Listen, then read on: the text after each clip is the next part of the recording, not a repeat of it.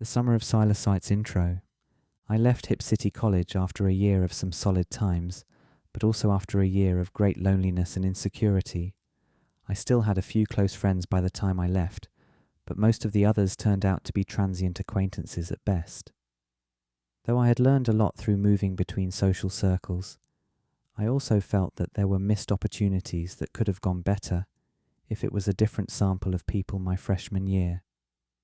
I had genuinely tried to connect with my peers at Hip City, but didn't always feel the warmest sense of connection back, like I was ultimately disposable if I didn't have any film industry connects.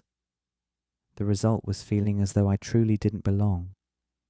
The social game of status through wealth and image was at large, and being rather poor with an eclectic sense of fashion, I was thus ostracized.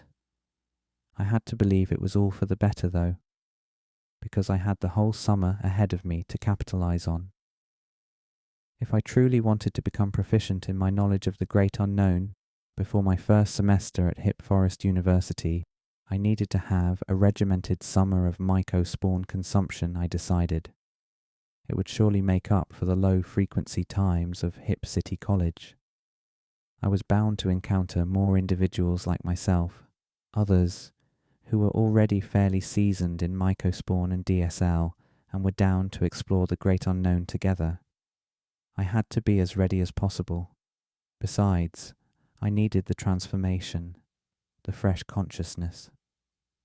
Luckily, I was able to reconnect with Earl upon my return home, and it turned out he had plunged deep into the world of powers. The reader might recall that Ernie and Earl had sort of ditched me as friends, along with Tiernan, with whom they had experienced a faulty, power-flipping relationship, a relationship that had ended in stolen property. So why would I get myself back involved with Earl? Well, first of all, I have a great capacity for forgiveness and the continuous re-evaluation of people's characters. Second of all, Earl had always been quite mild-mannered, more subdued than Ernie's belligerence, and he hung out with a more benign crowd. I thought I might as well see what had gone on in their lives the past year while I was away at Hip City College. I sat in Earl's family basement and consumed the green power he offered me, while we laughed away and caught up. The sad fact, however, was that Ernie had slipped into the needle sex realm and was having a hard time getting out. To be fair, though, it wasn't really clear if he was even trying to get himself out. When he entered the room, it was stunning to see his transformation, as he newly embodied the physical characteristics needle sex users tend toward. His voice had a nasally emptiness, devoid of all the energy and manners he once possessed. His face had become bony, and though we hadn't seen each other for a year and some change, he wasn't particularly fazed by my presence. He seemed bored even, only focused on his next needle sexual intercourse. What had started as a pleasant reunion with Earl turned rather sad for me. Earl tried to act like it wasn't a big deal, that it was just a phase Ernie was going through, but I saw a great defeat in Ernie that looked hard to come back from. Though I still didn't fully believe the maxim green power is a gateway power, it was difficult to not feel like green power is definitely sometimes a gateway power was a truer revision. I was the one who had facilitated Ernie and Earl's first green power consumptions, and Ernie had arrived at needle sex quickly, without much warning.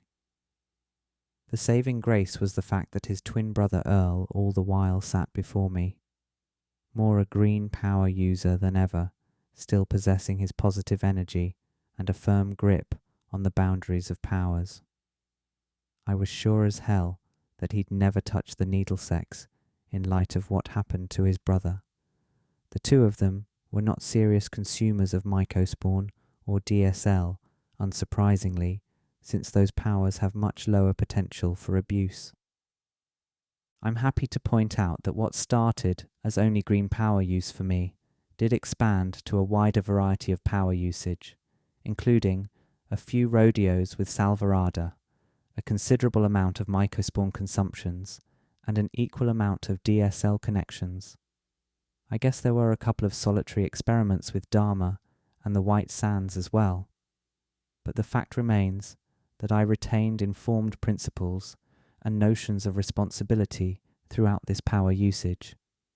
I had seen the studies and the graphs, the ones that clearly showed what was safe and unsafe, and knew the extremes the common powers were capable of. For example, I knew people with serious white sands habits, and I knew that I didn't want to go down that road, even if just due to the high-cost, low-benefit nature of it. But I figured that when a free sample made its way to me, I would see if there was anything to the hype. One could do so and not go down a white sand spiral. And when it came to natural visionary powers, such as mycosporin and salvarada, there were simple rules and guidelines to follow to promote positive times.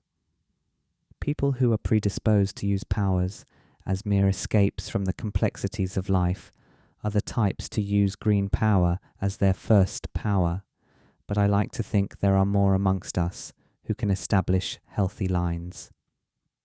To get back to the story, it turned out that Earl had acquired a strain of mycosporin called Penis Envies. They were called such because they were quite phallic and massive, not that most mycosporin aren't, but these had a special flair to them. I certainly had never seen such uniformly pristine mycosporin specimens. I bought my fair share of them, enough mycosporin for 8 common dose experiences. My plan was to have 4 mycosporin experiences that summer.